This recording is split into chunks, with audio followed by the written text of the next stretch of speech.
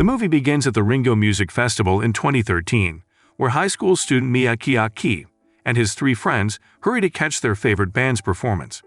Along the way, Aki's attention shifts when he spots Morrissey Kana, a stunning girl passing by.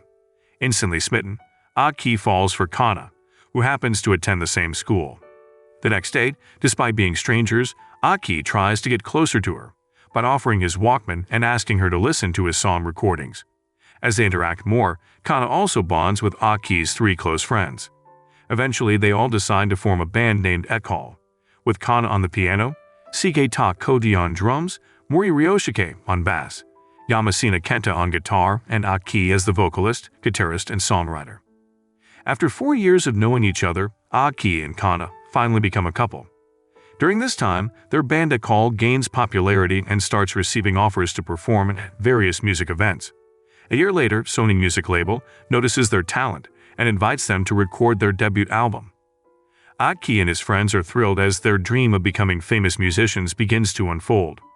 They even perform at the renowned Ringo Music Festival. However, Aki's growing ego strains his relationships with his bandmates, leading Koji and the others to part ways with Aki. Realizing his mistakes, Aki decides to reconcile with his friends but tragically dies in an accident on his way to meet them. His beloved Walkman, which was his source of inspiration, is left by the swimming pool where he used to write songs. Several seasons pass, and Aki's Walkman still appears lying in the same place. 1 year later, a young man named Kubota Soda is attending a job interview. But his rigid demeanor, due to never having made friends with anyone, often leads to him being rejected from several companies that invite him for interviews.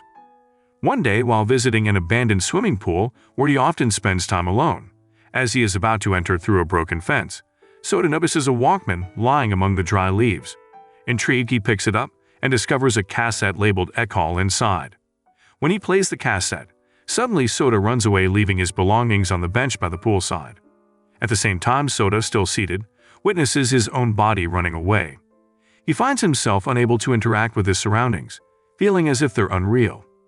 Determined to understand what's happening, Soda follows his body's movements until he sees it embracing a girl named Kana outside a cafe. However, Kana doesn't know Soda, pushes him away, causing him to stumble into the cafe. In that moment, Soda's consciousness returns to his body, while the spirit of Aki, who has apparently possessed Soda's body, departs and rushes after Kana. Aki realizes his own demise upon finding himself unable to touch the cafe door. Aki, now realizing he can swap bodies with Soda through the Walkman, demonstrates this by playing the music in front of a store, causing Aki to inhabit Soda's body momentarily. Soda then realizes that the connection between them is facilitated by the Walkman Soda found. From that day on, Aki continues to shadow Soda's activities, even attending his university lectures. After class, Aki attempts to converse with Soda, but his attention shifts upon spotting Kana on campus, learning she has left the Ekall band. Quickly, Aki pursues her to ask for an explanation. Unfortunately, Aki cannot touch her, who cannot see or feel his presence except Soda. Desperate to communicate with Kana and his bandmates, Aki persuades Soda to lend him his body, and he agrees to help him. The following morning, with Soda's body, Aki meets Kana during her workout to explain the situation. However, Kana dismisses him, mistaking him for a mere fan of Aki's. Later, Aki and Soda visit a cafe frequented by Kenta and others from their past band days. While Aki, in Soda's body, converses with their former bandmates inside, Soda, outside, glimpses memories of Aki's past interactions with Kana and their friends, revealing moments of joking around and playing music together in that place. Inside, Aki's attempts to reconnect with his friends are met with disbelief, as they fail to recognize him inhabiting Soda's body. And even Aki's friends don't believe anything Aki says. That evening, in Soda's room, Aki expresses his desire to see their friends play in the band again. Later, Soda is alone in his room, playing the MIDI keyboard.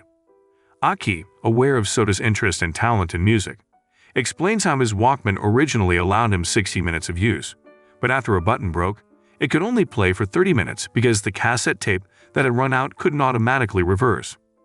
Consequently, Aki mentions he can only use Soda's body for 30 minutes at a time. On another occasion, Aki's three friends meet at a cafe and are surprised to see the name Ekall on the event lineup, after Aki secretly registered their band.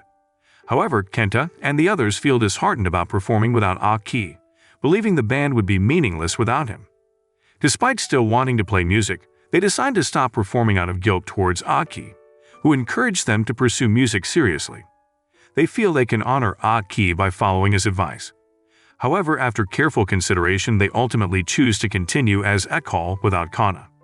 Meanwhile, Aki informs Kana about their band's upcoming performance through a flyer left on her table.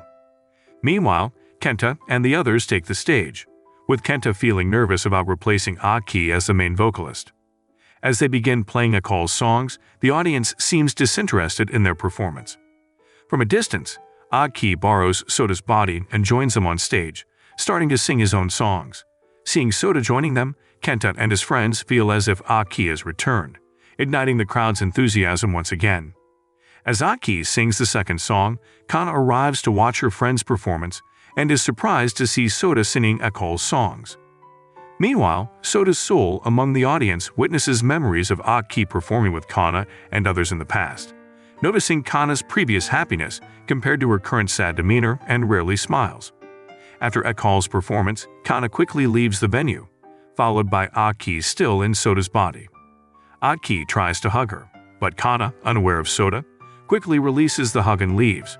Later, as Soda walks home with Aki, he agrees to lend his body whenever Aki needs it. A few days later, Soda and the other Ekall members visit Kana's house to help her with her book cleaning routine.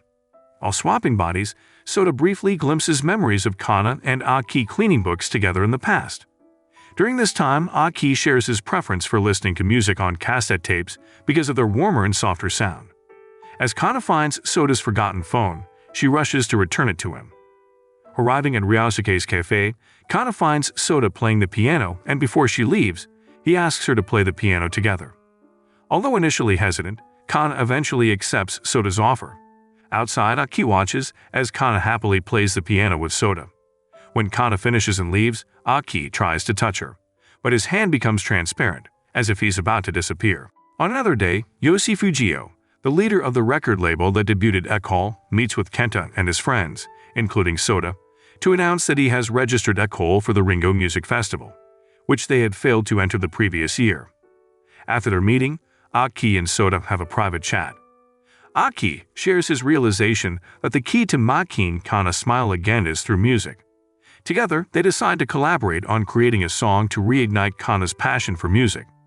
In the following days, with Aki's help, Soda successfully completes a new song for Kana, as well as the song that the Ekall band will perform at the Ringo Music Festival later.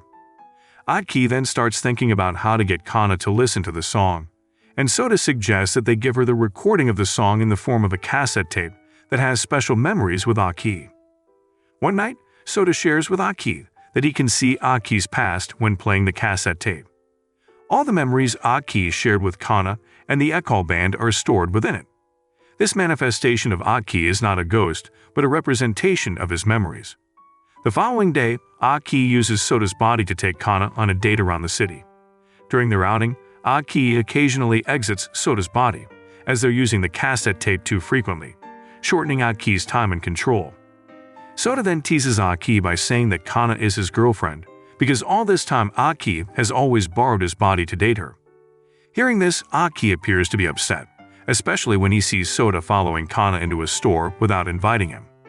Some time later, Aki borrows Soda's body again and finds Kana sleeping on a park bench from exhaustion. Aki leans in to kiss her but stops, realizing he's in someone else's body.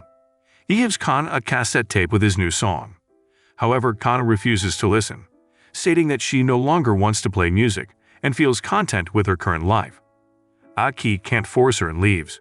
Soda, back in his own body, sees Kana still in the park and invites her to an abandoned swimming pool he often visits. That evening, Soda and Kana arrive at the pool's edge, enjoying the starry sky. Soda opens up about his late mother, a piano teacher, and passed away when he was still in junior high school. Since his mother's death, Soda admits that he prefers to be alone and away from those around him. Meanwhile, Kana talks about how she still always thinks of Aki who has passed away, and the only memory she doesn't want to forget is her memory of playing music with Aki and his friends. On the other hand, Aki suddenly sees his cassette tape emitting a strange light that makes his body transparent again, as if it's about to disappear. As they leave the pool, Soda walks Kana home and gives her a cassette tape with their new song. In her room, she opens the cassette and finds a piece of paper containing Aki's handwritten lyrics. The next day, she approaches Soda while he practices with Kenta and others, feeling like Soda is Aki when they're together. Soda, saddened, clarifies he's not Aki before leaving. Seeing Soda alone, Aki approaches and shares a troubling revelation. As their body swap continues, Aki's memories will fade, replaced by Soda's and others, shortening their time together until Aki disappears completely when the cassette's duration ends. Unfortunately, Soda seems not to listen to all of Aki's words. Even after that day, he never comes to practice with the Ekal band again. Meanwhile, Aki is distraught seeing Kana about to discard all the cassette memories they have. Tearfully, Aki begs Soda to borrow his body again, but Soda refuses and informs that his purpose of leaving the Ekal band is because he doesn't want Aki's memories to be overshadowed by his own memories, which could eventually make Aki disappear. Although sometimes disturbed by Aki's presence, Soda admits he's grateful to have met Aki, who brought him together with people who always supported him. After a lengthy discussion between Aki and Soda that evening, on the day of the Ringo Music Festival, Soda pedals his bike to the festival grounds. Kana, eager to reunite with her friends, encounters Soda, expressing her desire to perform his song on stage together. Shortly after, they join Kenta and the others, revealing their participation as Ekal band members. Soda mentions that the Walkman he carries belongs to Aki and intends to play it so Aki can convey his final message. Strangely, when Soda activates the Walkman, Aki, who enters Soda's body, doesn't deliver his message as Aki but as Soda, admitting that he is a fan of the Ekal band who accidentally found Aki's Walkman. Aki expresses his wish for the Ekal band's unity. As the film concludes, Soda silently observes Aki rejoining the stage with the complete Ekal band, including Kana as the pianist. From the audience's view, Soda witnesses Aki's body gradually fading, disappearing along with all his memories as the cassette tape's time runs out. Meanwhile, back in his own body, Soda decides to continue performing as Ekal's vocalist. Moral lesson from the story: like a cassette tape with a broken button. Don't let your ego rewind your friendships, or you might end up fading away like a disappearing song.